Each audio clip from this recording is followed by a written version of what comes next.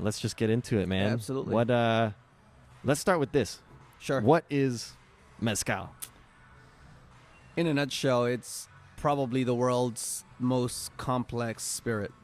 Nice. If we're looking at everything from, kind of, the origin of where your mezcal's coming from, you're looking at several microclimates. You're looking at several plants growing there simultaneously. You're looking at, all the everything from the minerals to the air exposure and everything, and so Right. I think that, in a nutshell, I think I would describe it as the world's most complex because then when you put it in the hands of, the Maestro Mezcalero, he can alter the flavor of it too. He can make an ensemble. They're artists. Absolutely, They're 100%. artists and chefs. Chefs, These absolutely. guys create all sorts of flavors with their mezcals. Absolutely, and if you think about it, I can't really finish describing what it is because there's no way you can finish. You can only ever start. Right. Because it's that complex. And once we taste it, we can expand a bit more Absolutely. on what it is. Definitely. Nuts and bolts. I mean,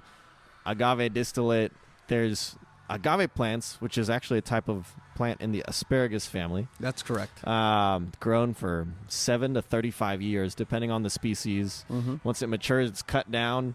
The agave hearts are chopped up, roasted underground. Yep. The sugars and the carbohydrates caramelize in there. That's They let them rest. They mash those up and let them ferment for a few days. Again, up to the Maestro Mezcalero. That's correct. Take out that mash and start distilling it a couple times, sometimes up to 3 times. That's correct. And it comes out with the final product, which is the mezcal that we get on the shelves in the bar. Absolutely. And, everywhere. you mentioned 3 times, going back to what happens between the second and the third distillation. Most of those are considered ensembles. And so that's where, again, you get that complexity. You know, some people will add chicken breast. Some people will add purple corn.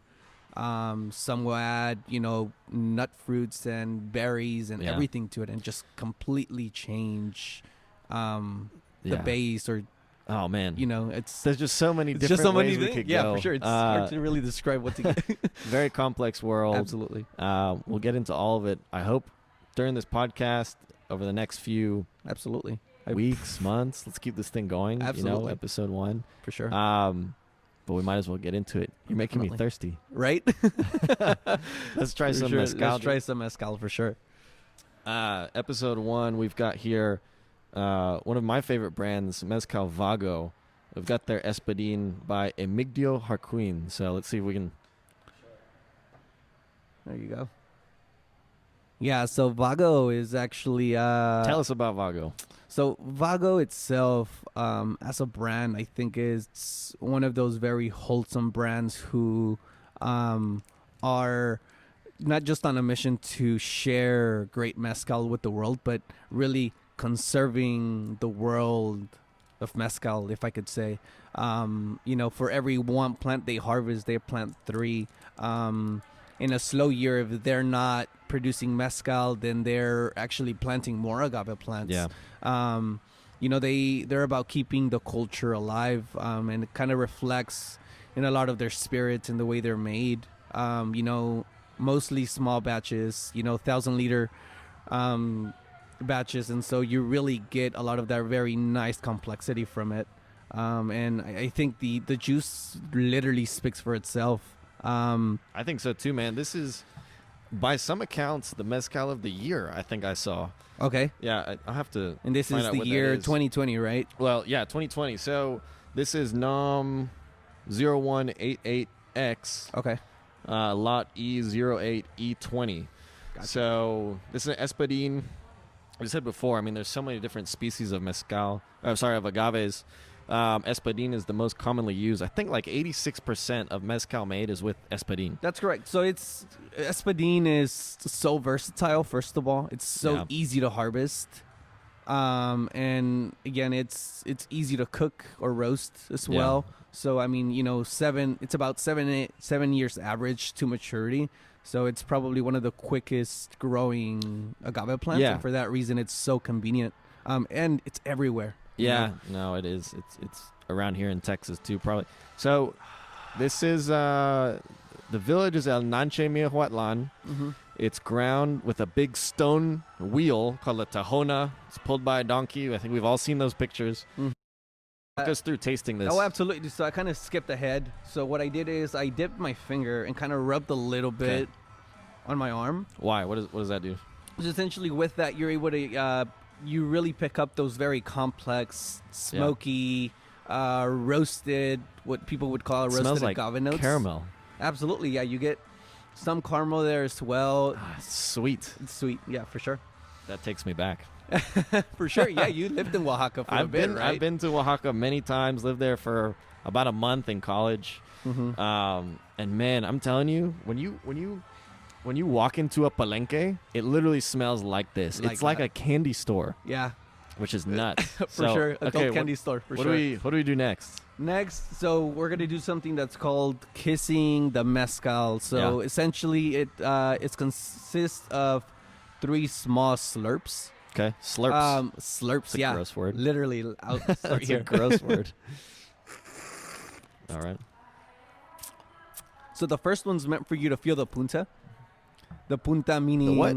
The punta. Sounded like something else, right? What'd you call me? The punta. Yeah, All so right. it's meant for you to taste the punta, which is essentially the level of alcohol or the proof. Okay. So that's why it's so sharp. Yeah. You get this really big burn on the back of the throat. Nice. Again, goes back to the punta, right? Okay. Then the second one, Here we go. because you've already wet the palate, it's a little bit more fruit forward.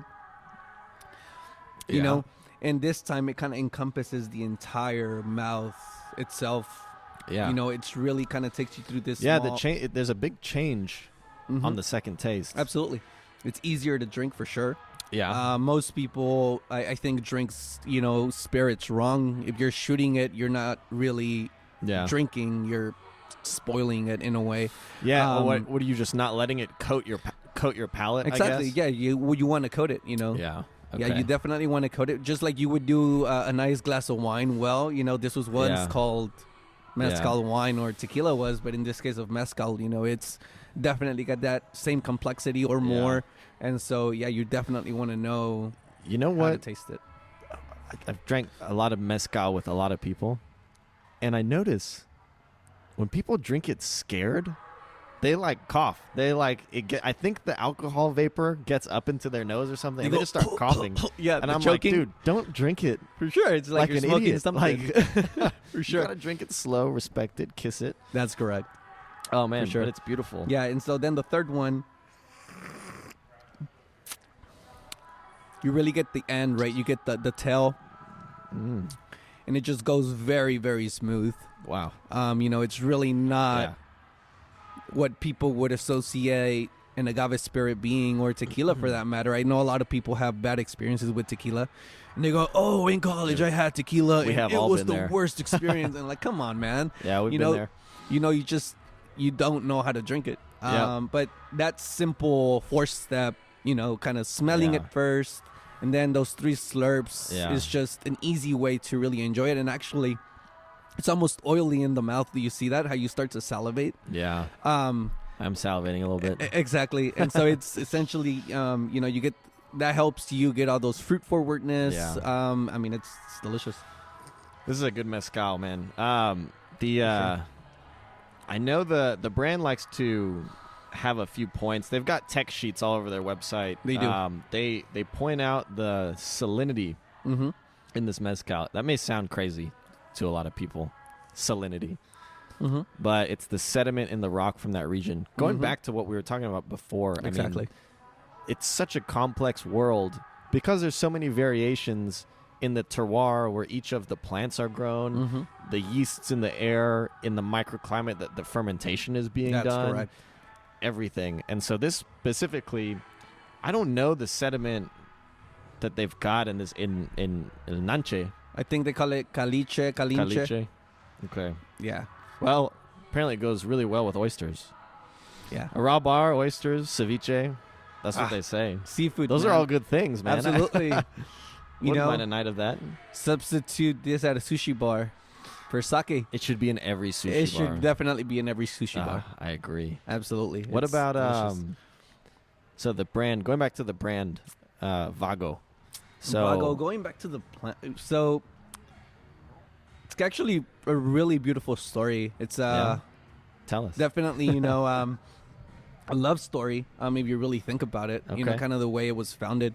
So you have Judah Cooper, right? He loves surfing, takes on jobs just to save money to Yeah. go to Mexico and surf. Well, Um, and apparently visited a hospital in Oaxaca That's correct.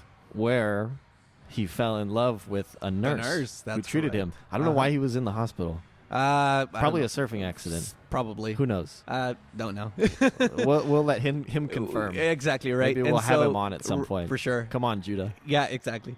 And so he so he essentially, meets her at the hospital, not knowing that Aquilino Garcia, probably one of the most artistic and just creative people in terms of mezcal distillation, was her father.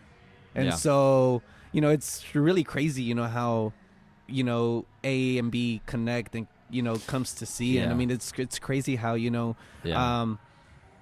no one ever saw or foresaw that, or he, I'm sure, never foresaw that he would end up owning and really like selling mezcal. you know? Yeah. The It's crazy.